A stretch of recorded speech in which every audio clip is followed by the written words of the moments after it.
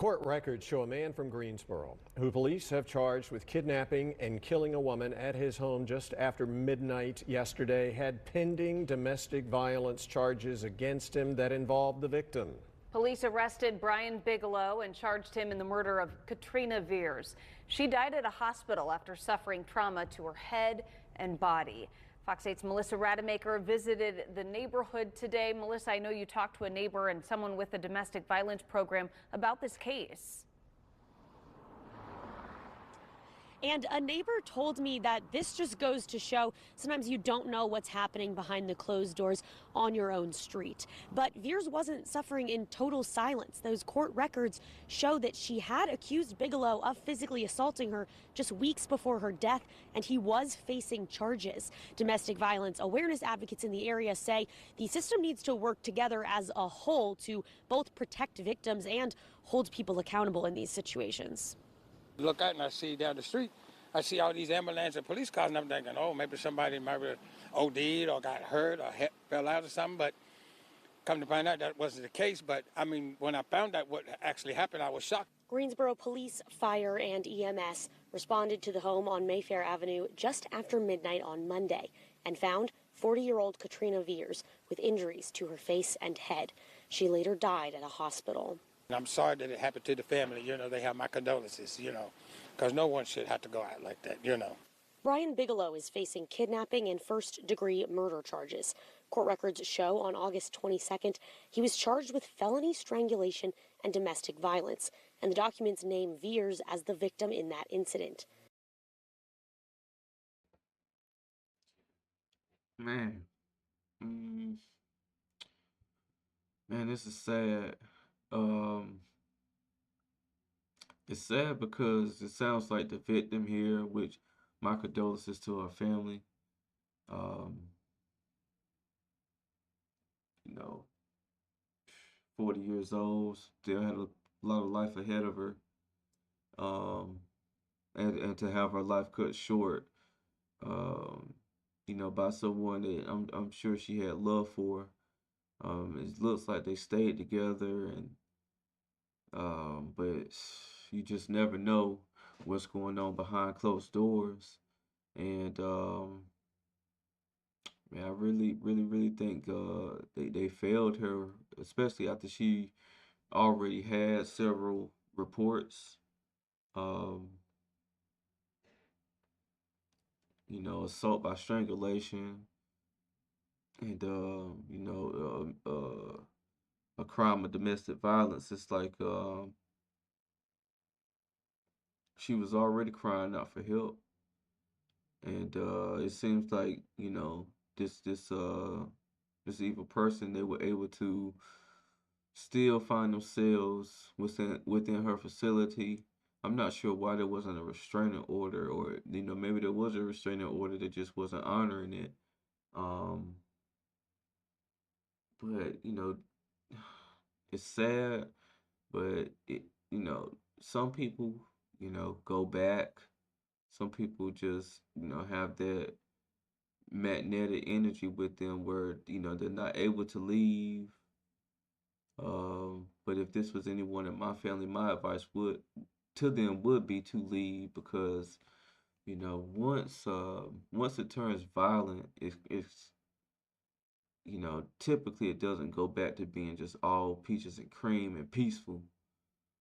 Um, and once it does turn violent, you definitely want to remove yourself from that situation. Really, both parties, because now, you know, this man is facing um like he's being accused of murder, so he's facing potentially life in prison. Um, and yeah, this is just terrible. Yeah, like if you're in a relationship and it has to turn violent, then you shouldn't be in a relationship with that person, because it's something with that person that's just not mixing with you. It's like oil and water. And you just keep trying to make it mix, and you keep trying to make it mix, but it'll never mix. And sometimes people just have to be smarter and love themselves a little bit more and love their life a little bit more than to stick around and continue to be abused. And it could have been her house that, he kept showing up to. I don't know really all the details. I'm just trying to give just a little bit of commentary on this because this is a very sad and unfortunate story. I'm just running back just a little bit here because I think these details are really important here. Like that. Brian Bigelow is facing kidnapping and first-degree murder charges. Court records show on August 22nd, he was charged with felony strangulation and domestic violence, and the documents name Veers as the victim in that incident. The report describes bruises to Veers' throat and welts on her body. Bigelow posted a $10,000 bond.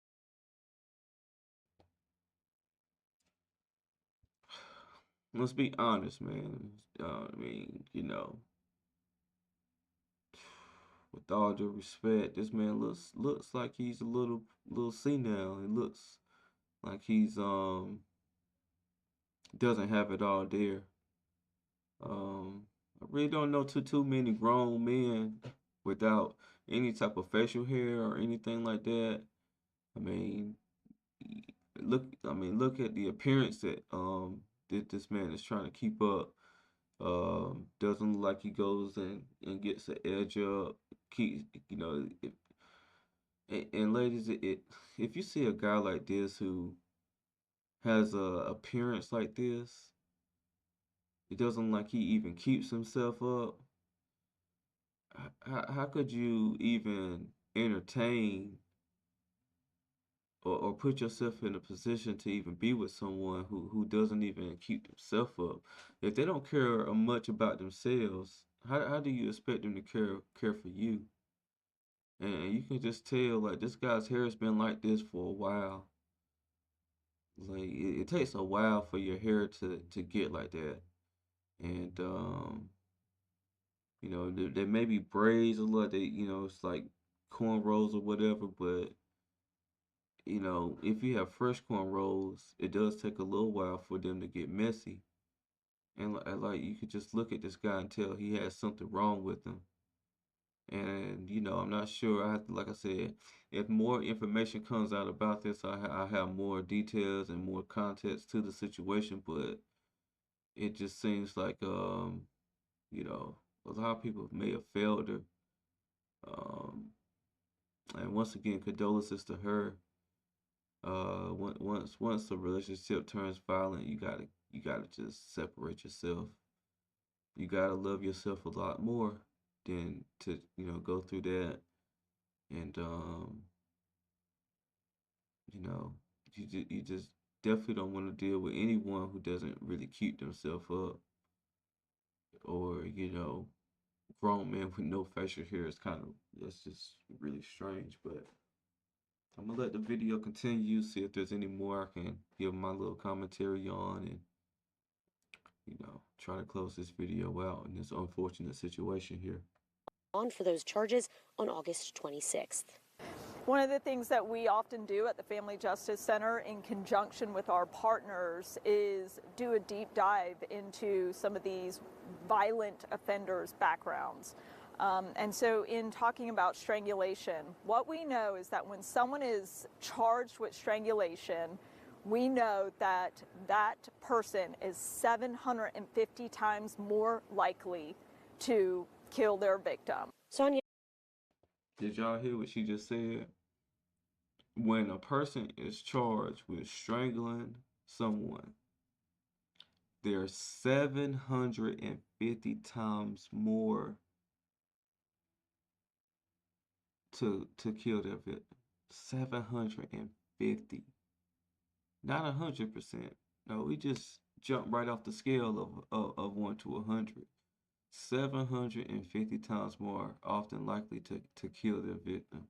So like I said, if you're ever a victim of domestic violence, the best thing you can do is try to get away and try to hide, or get away, get a restraining order, or get the person removed if it's your home. Call family members, let them know. I know a lot of times people are embarrassed by this type of stuff, but hey, me personally, I would rather tell someone and be embarrassed than to lose my life. I tell you that.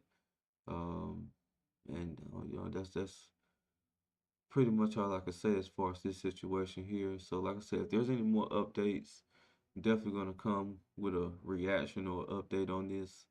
And if you love this content, please like, comment, and subscribe.